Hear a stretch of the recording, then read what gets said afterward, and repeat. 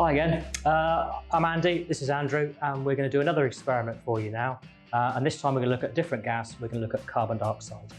Some of you may have done the volcano experiment in school before, where you mix vinegar and bicarbonate, it all makes a big splodgy mess.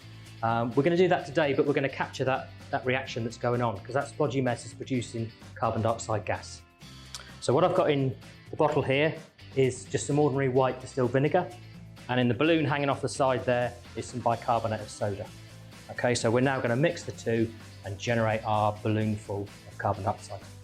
Okay, right, I'll hold there. Take that for me, please, Andrew, thank you. Okay, it's a very vigorous reaction. Okay, as soon as it starts to happen, it all gases off and goes. It's a two-stage chemical reaction, and it's actually endothermic. So I'm holding that vinegar bottle there, and it's getting very cold. Okay, it's noticeably chillier than it was beforehand. All the time that reaction is going, we're filling up our balloon. Okay, it's nearly finished. It's nearly worked its way back down into the bottle now. But we've managed to harvest quite a lot of carbon dioxide from this one reaction. Brilliant. So what we'll do now, I'll just take this off there, and then we're going to attach this to our hose, and then we're going to carry out a couple of experiments just so that we can see and work out a couple of physical properties of this gas. It's a bit fiddly. There we go. Perfect. Right. Okay, thank you. Right, in the apparatus here, I've got just a stand, and it's got two tea-light handles, one set a bit higher than the other. And what I'm going to do is just attach the hose into the end there. And all that does is that's going to feed gas down, and it's just going to come out underneath that stand. Okay, so what I'll do now is light my tea lights. Okay, and in the air, they're busy burning, they're quite happy. Okay, I'm going to put them down inside the jar.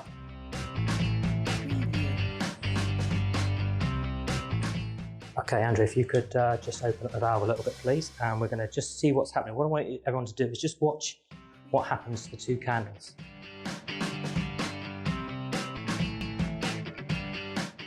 Okay, so both of the tea lights have gone out, and you'll have noticed that the lower one went out before the upper one. So first thing we can deduce is that carbon dioxide does not support combustion. Okay, and we know that, we use fire extinguishers that contain CO2 in our schools and our places of work. The other thing we know now is that this jar filled up with CO2 from the bottom up because the lower tea light went out first. So we can deduce there that carbon dioxide is heavier than air. Okay, so that's two physical properties. We'll now have a look at another demonstration just to show something else that's happening.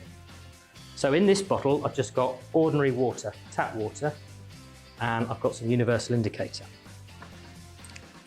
I'll put a little bit of universal indicator solution in there, and it turns the water a nice green colour. Now we can see from the chart here, if it was acidic, it would be more red. If it was very alkaline, it'd be blue. But against my lab coat there, it's kind of green, very green, and it's neutral, it's in the middle. Okay, which we know that water is a neutral compound. Okay, so yeah, we'll pop that in there. Right, go for it, just give it a sort of steady bubble, that's lovely. Now what we're going to see now is there is going to be a colour change, and we're just going to see which way that colour change goes. Okay, if I stand in front, lab coat, get in front of that. If it goes darker, if it goes blue, then we're heading towards the alkali side of things. If it starts to go a bit orangey, yellowy pinks, then we're down the acidic side. Okay, this process is happening in our oceans. We refer to it as the acidification of the oceans. Excess CO2 in the air is being dissolved in the oceans, so the acidity is changing. We can see that changing now. That's going, I'd say that's down towards the sort of greeny yellow end at the moment, so it's definitely heading acidic. Okay, so we can see that it is carbon dioxide that's doing that damage. And the problem with that in the oceans, particularly things like coral reefs, they are very susceptible to changes in pH, and those changes have caused a lot of coral reefs to die off. Okay, and all it is a very slight change in carbon dioxide. Now we're doing quite an extreme colour change here. There's not that much carbon dioxide in the ocean, but you can see that even just a little bit has quite an impact. Okay, back in pre-industrial revolution times, carbon dioxide content there was about 0.03%. Nowadays it's about 0.04%. So it's very small numbers, but if you're looking at a percentage that's gone up by a third, or has it gone up by 0.01%, depending on which side of the argument you look at, okay? You've got to be careful what units and how people are measuring those numbers.